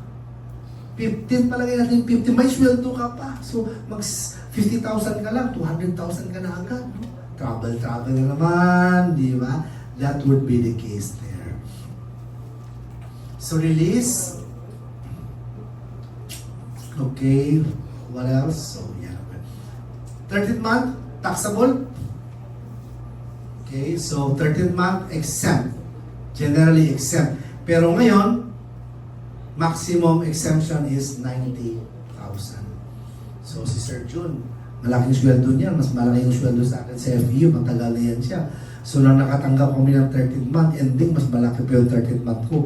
Kasi hindi umabot ako sa 90,000. So, therefore, yun lang akong tax. Lumampas siya, ang laki ng tax, nabawasan patuloy yung sa kanya. Di ba? So, yun po yung sa... Dati 82,000. Pag lumampas dyan, may tax na. Okay sana kung ang tax ang lampas lang. Hindi, yung buo eh. So, yun po ang nangyari. Separation pay. Yan. Separation pay. Ano po itong separation pay? Ito yung bigay sa'yo pag wala ka na sa trabaho. But take note, if you file a resignation, you are not entitled to a separation. Voluntary separation from employment will not entitle an employee for a separation pay.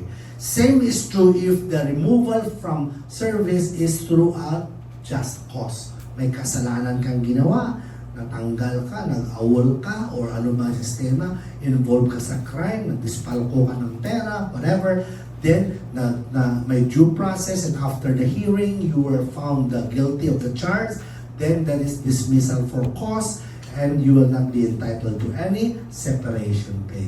Separation pay, at least 1 month calendar, ito po yung mga computation po natin. Okay? Maternity leave. Yan, dito na tayo sa maternity leave.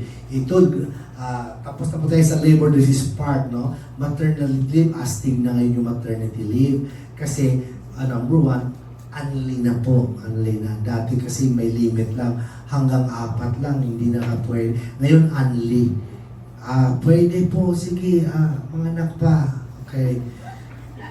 Pero astig sa Japan, at sa Japan, recently may incentive pag nabuntis. Yan.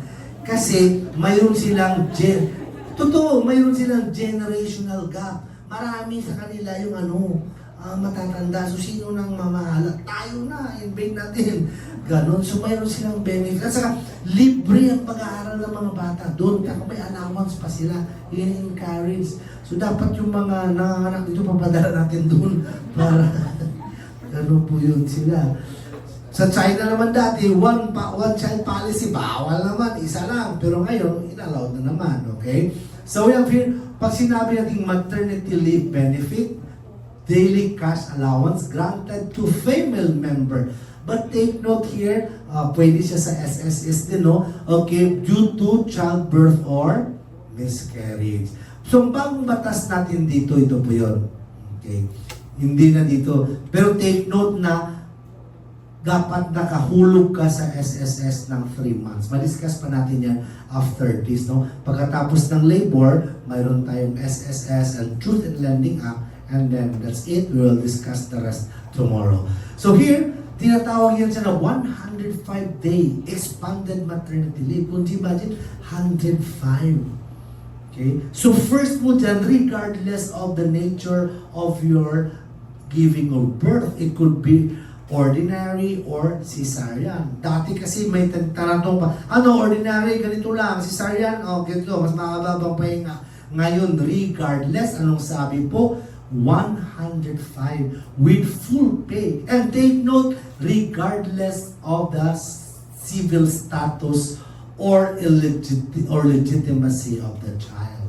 So, regardless po kung pinakasalan ka, okay, or ang tatay may kasal na, wala problema, di ba? For us, regardless of that, entitled ka rin ng maternity leave. Now, pwede mo papahabaan yung 105.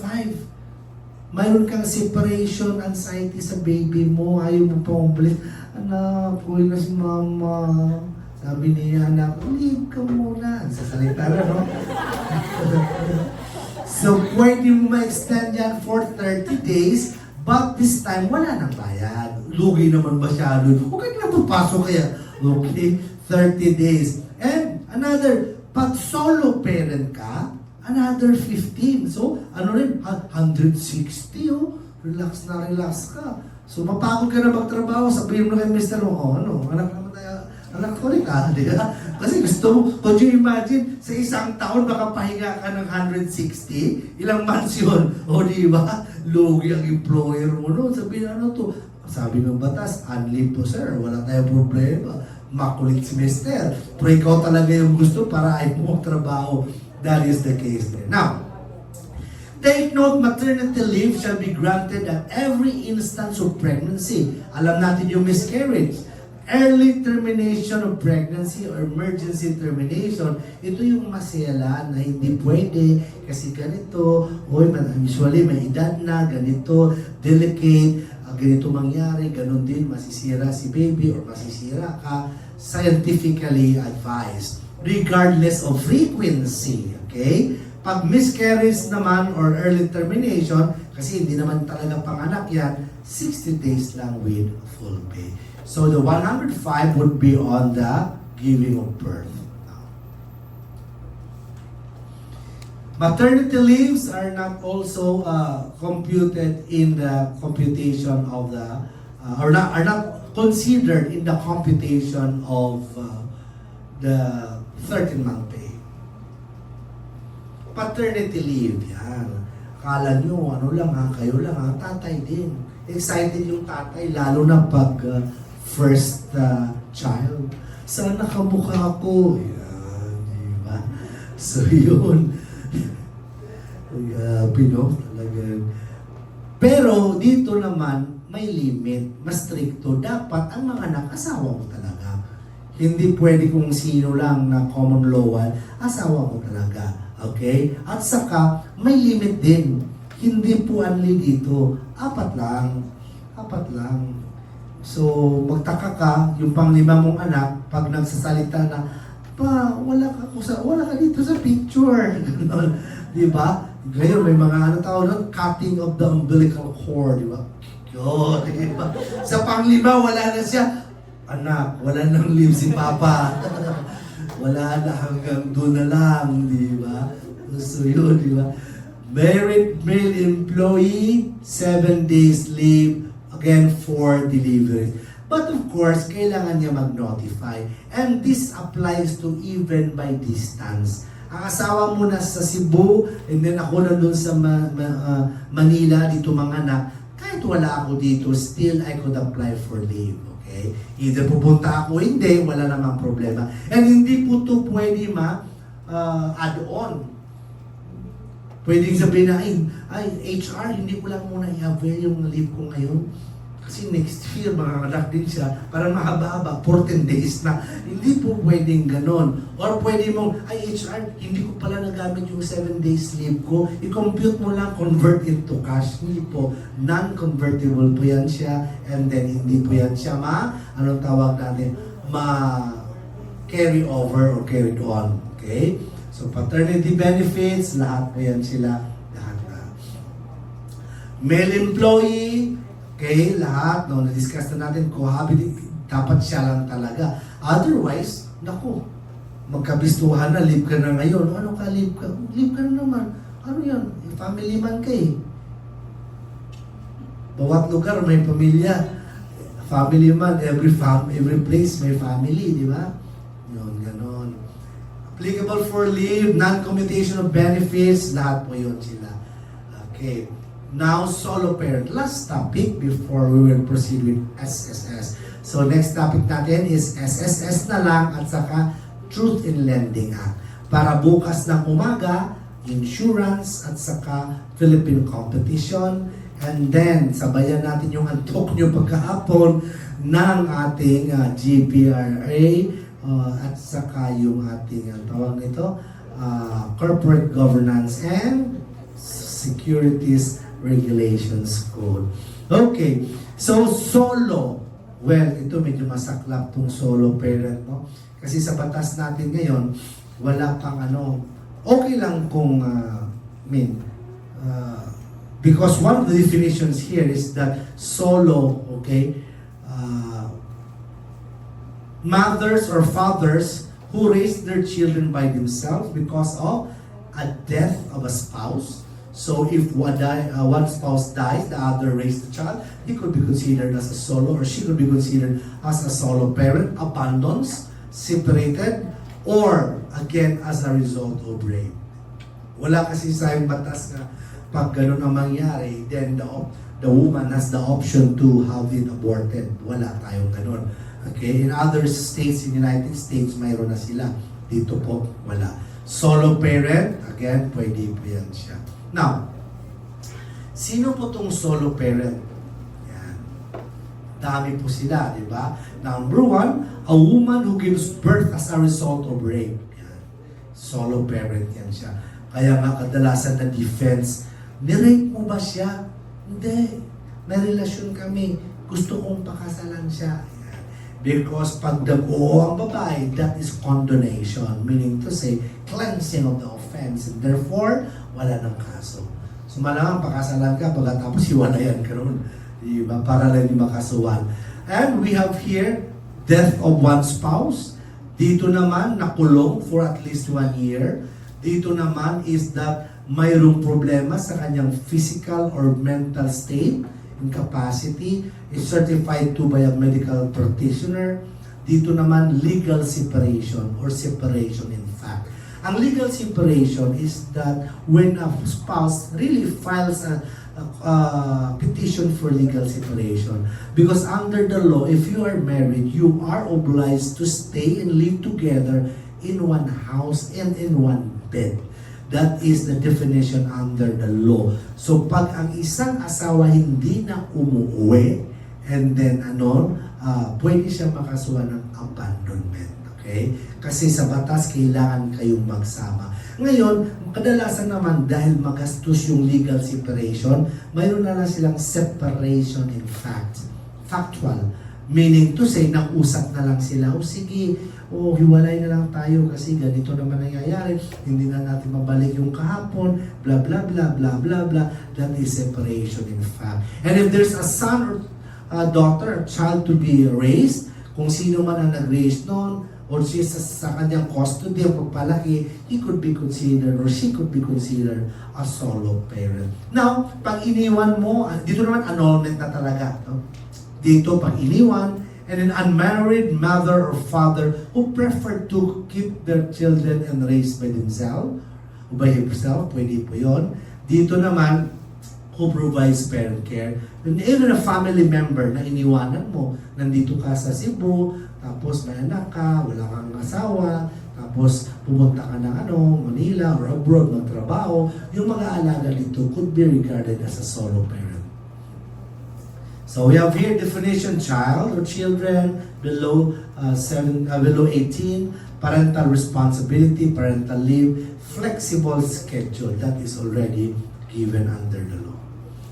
Okay, flexible, sabi natin, mayroon yan siya. In fact, mayroon na yan silang, anong tawag nun? Yung bassinet ba yun? Yung binibihisa ng bata sa opisina, mayroon doon eh. Mag-change ng diaper, etc. Work discrimination, wala nang discrimination ganun. Dati, grabe yun, pag mga ganyan, may issue ka talaga. Sino yun? Sinong papa? Ganun, wala. Bawal pag-usapan yan under data privacy. Hindi mo pwede itanong yan kung hindi kinalaman dun sa kanyang mga information na ita-divulge. Parental leave, and so on. Okay, so that ends our discussion on labor. Well, kawa. Let's talk about kaya pa truth in lending kasi 10 slides lang yun para mamaya pagbalik natin SSS na lang po. Okay?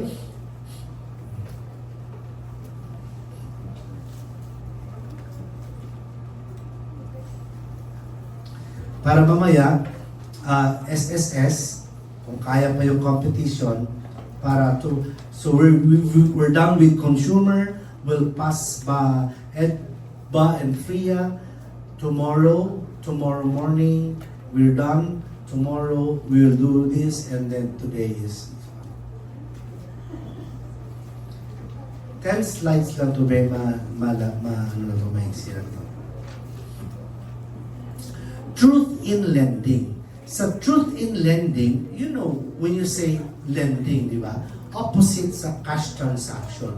Sa lending po kasi, may kinuha kang gamit, ngayon mo kinuha or kukunin mo in the future, pero may transaction ka nang ginawa at ngayon mong pinirmahan, pero ang bayad doon, either full or partial, will come later after the consummation of transaction. So yun tinatawag natin ng credit.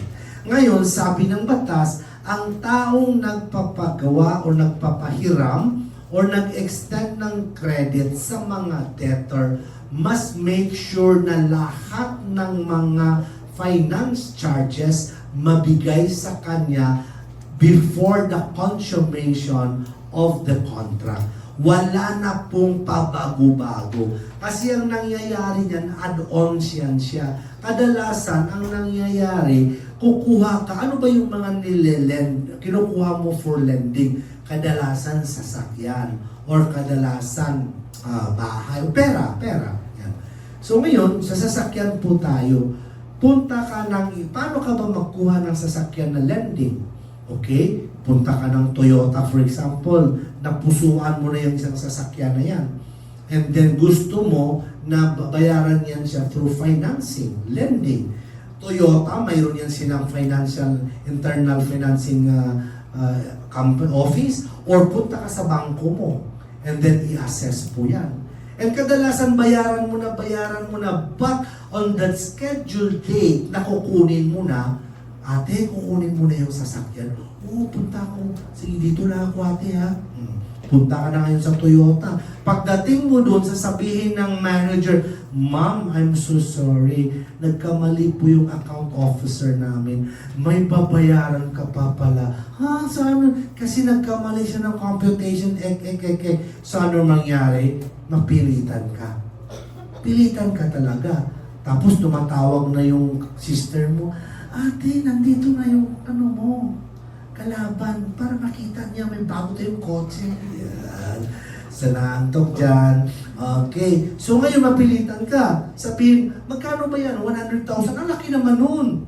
Sabihin naman sa'yo, hindi sir. Ano na naman, spread natin to sa 60 months kasi 5 years mo babayaran. Magkano lang to? Hindi nga abutin to ng 2,000 for example. Ganon. So na-convince ka ngayon. This is actually happening in practice, no? Application. So ngayon, wala akong cash dito. Insist na naman yan. Issuean mo na ng cheque. Wala na ako dalang cheque. Gawa ka na lang ng promissory note na babayaran mo every month, spread natin to. That is wrong. Yun po ang sinasabi ng Truth in Lending Act. Lahat ng financial institution and bank nakalagay dun sa kanila. Pagpasok mo sa bangko, maliban dun sa PDIC, nandun lang Truth in Lending Act. So that when you transact, you borrow money, or you get a property through lending, then they will apprise you in writing of all the finance charges. Take note finance charges because there are charges which are not related to credit. Ito yung mga insurance, sabi natin. Pag kumuha ka ng kotse, bihulugan yan. So ngayon, baka may mangyari sa kotse. Sino magbabayad? Hindi pa naman fully paid insurance. So ngayon, dati, ikaw po nakukuha ng kotse, ikaw po ang kukuha ng insurance. Kaya lang sa discussion natin kanina, mahal masyado ang comprehensive insurance, ang premium. So ang ginagawa, kukuha ka lang ng TPL, third-party liability, enough to satisfy the requirement of registration before the LTO. So yun ang nangyayari. Pag na-aksidente, i-abandon na lang ng debtor, hayaan na. Lugi ngayon ang kasa or lugi ngayon ng Toyota. So in order to avoid that, ang ginagawa ng Toyota, pag okay na lahat, sila na ang kukuha ng insurance. Sila na rin magpaparegister. Sila na sa LTO, sila na rin po lahat ng mga expenses. And all these expenses are not considered finance charges because these are not part of the credit. So yung requirement lang doon is to disclose charges, quote-unquote, financial. So basically, that is the law. So ulitin natin to, 2%, pero maiksi lang to siya, no? So, the purpose, etc., etc. So, sinabi ko kanina, Republic Act 3765, an act to require the disclosure of finance charges in connection with extensions of credit. So sabi natin, kadalasan sa atin na pumapasok sa lending, hindi alam kung magkano ba talaga yung finance charges, magkano ba yung interest, magkano ba i-compute yan. Lalong-lalo na nagmamadali ka, excited ka na makasakay. Excited ka na mauwi yung sasakyan na to the point na kinakapitalize yan siya ng ibang madudugang mga lender. Kasi ano lang naman yan, but kung tutusin, 100,000 din yun. Kahit spread mo yan ng 6 years, 5 years, malaki din yun at saka bawal talaga. Okay? So, full disclosure. Now, board, monetary board, credit, ito yung sinasabi ko, credit, may transaction ka ngayon, either kukunin mo na yung transaction mo, pera ba yan, or let's say sasakyan, pero ang pagbayad mo dun sa sasakyan or ang pagbalik mo ng pera, if it is a simple loan or mutuong. Yan. What is a simple loan or mutuong? Diba? Loan of non-consumable. Consumable things, the purpose of this is consumption. Whereas in commodatum, the purpose this is use, such that you are required to return the very thing you borrowed on a certain period, except if commodatum is precarium. Yan, kayo, aral talaga. Okay, so that is on the definition. Now, 5 minutes. Finance charge, ito yung sinasabi ko, related siya sa credit. Related siya. Kung hindi siya related, that is not a finance charge. Okay, so self-explanatory, creditor, and ang person. Now, ito po yung this is the heart of the law. Meat baga ng batas. Sabi ng batas, lahat ng transaksyon sa lending, ikaw ang bangko or financial institution, you must furnish, mandatory, you must furnish the person to whom you extended credit clear statement in writing. Hindi usap in writing, ito po yun. For example, okay, kukuha ka ng sasakyan. Ang worth ng sasakyan is 1,400,000. That is the cash price. So sasabihin niyan sa'yo, sir, yung napili mo, 1.4 po yun. Okay. Ganon. Tapos, tatanungin, ilan ba yung i-down mo? Alam mo naman ngayon, hindi sila nagpapadown more than 20%. In my experience, may kakilala ako, gusto niya mabababa ang kanyang monthly, mag-down ng 50%. Ayaw ng bangko, ayaw ng financing. Sorry sir, the maximum amount that we accept as down payment is only 20%. So magkano po, palagay na natin, ang dinown niya is 200,000. So 200,000 will be deducted dito sa cash price or delivered price. And then after that, what if may trade-in pa siya? Yun yung trade-in, di ba? Nag-trade-in yun ng cellphone, meaning to say, ipa-assess that particular vehicle and idagdag po yan sa binayaran mo. So both the down payment and the amount of trade-in will be deducted from number 1. That's why difference between amounts set forth in number 1 and number 2. So ngayon, may natira na. Yung natira na, tatanungin ka ngayon, ito po yung itemized, sir, na mga charges namin sa ganitong amount na natira after deducting your cash down payment and the amount of trade-in. Okay? So ito po yung amount na finance. Magkano, kailan mo ito babayaran ba, sir? Ilang buwan, ilang taon? And doon na yun papasok lahat. Percentage, etc., etc. So that would be, those are information that must be divulged by the person extending credit. Now, what if hindi niya na-disclose? So ito yung sabi natin, banks and financial institutions. What if hindi niya na-disclose? And now, what if hindi niya na-disclose? May karapatan ka bang hindi magbayad? The answer is no. Despite the fact that there was no disclosure of all of those matters required under the Truth in Lending Act, you are the borrower, you must honor the contract, you are obligated to do the terms of the contract. You cannot justify your non-payment by saying na hindi naman yan talaga ako in-inform beforehand. That's another case, that's another story. But sabi ng batas, pag hindi ka na informed, still the transaction remains valid and enforceable. However, you may file a case either civil or criminal. Civil, pag first offense and then walang malis. Pero pag napatunayan mo na may malis talaga, yun na pala ang modus operandi nila. Kasi yung kapitbahay mo, ginawa din yan sa'yo?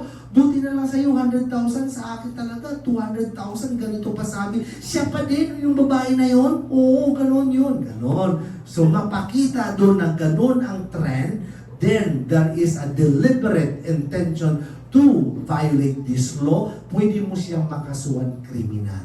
And, of course, pag nanalo ka, kung nanalo ka, you will be entitled to reimbursement of whatever expenses na binayad mo sa abogado at saka sa mga filing fee. And going back kanina, yung pinaka-importante na nakita ko na tanong is that promissory note. Alam natin, promissory note is a contract. But, alam natin, when can we say that the contract is legal? If it is not contrary to law, morals, good customs, public order, and public policy. That's why, while it is true that you write or executed a promissory note, pumirma ka doon, may COC, lahat doon, kompleto.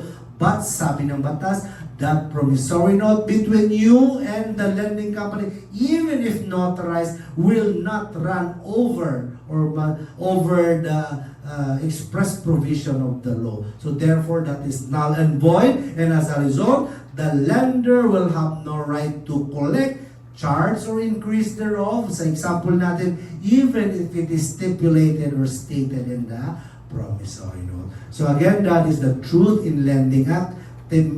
Focus on the matters that will be disclosed.